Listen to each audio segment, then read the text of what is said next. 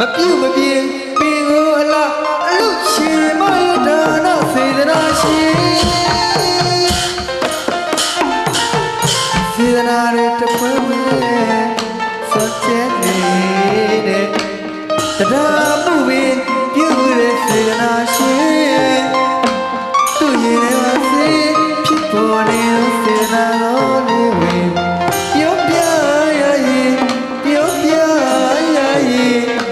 အကျိုးဝေကလည်းမနှမျိုးတဲ့စေတနာရှင်ပေးရကံရမတော်တဲ့စေတနာရှင်အလုတရာချေဒါနရှင်လို့ခေါ်မဲ့စားတွေနာမမီလေးပြောခေါ်လိုက်လေစေတနာရှင်